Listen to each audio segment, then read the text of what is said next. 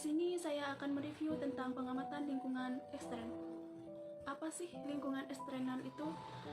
Lingkungan eksternal itu merupakan unsur-unsur ekstern institusi yang secara mayoritas institusi tidak mampu mengendalikan dengan baik.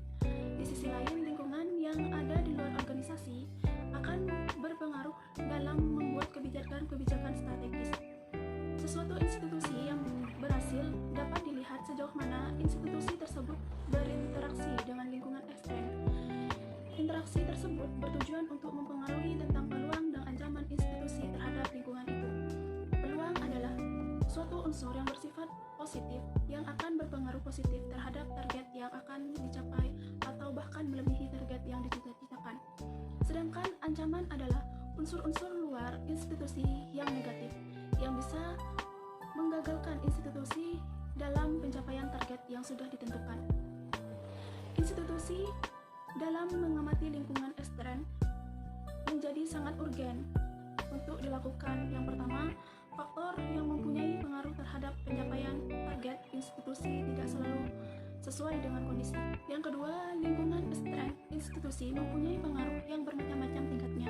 Yang ketiga, ada beberapa unsur tertentu yang tidak bisa ditebak dan dihitung sedemikian rupa sebagaimanapun institusi tersebut cermat dalam menganalisis kemungkinan-kemungkinan yang akan ditentukan.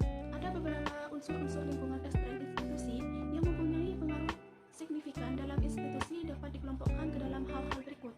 Yang pertama, lingkungan ekstern institusi yang bersifat umum. Unsur-unsur lingkungan ekstern institusi yang bersifat khusus terdiri dari unsur-unsur ekonomi, politik, sosial, perkembangan ilmu, pengetahuan, dan teknologi, serta industri.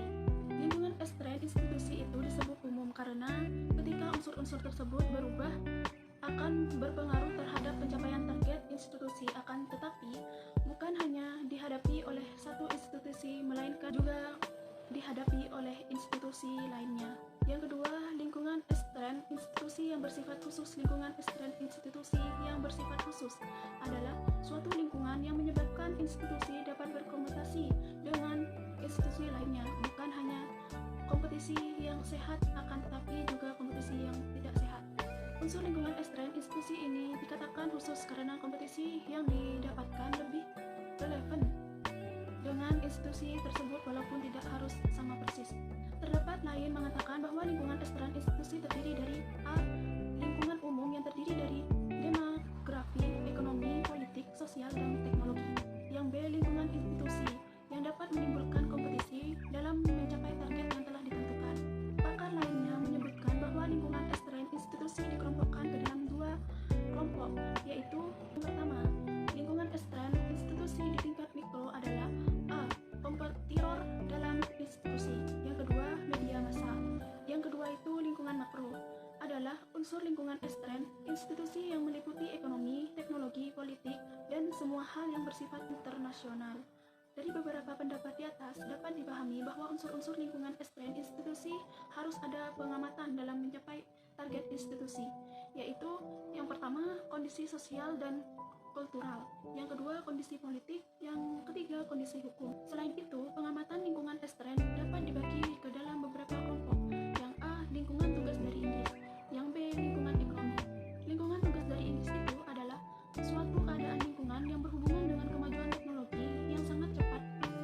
Pada revolusi industri 4.0 saat ini mengharuskan institusi untuk merespon dengan baik terhadap kemajuan teknologi tersebut supaya institusi dapat melaksanakan pencapaian target dengan efektivitas dan efisiensi yang tinggi.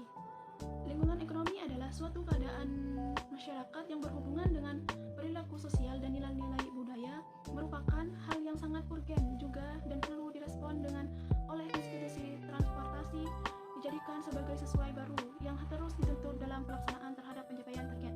Analisis lingkungan ekstern institusi dapat dilaksanakan dengan beberapa kegiatan. Yang pertama, mengamati lingkungan sekitar institusi terdiri dari kondisi sosial dan kultural, politik, hukum, ekonomi,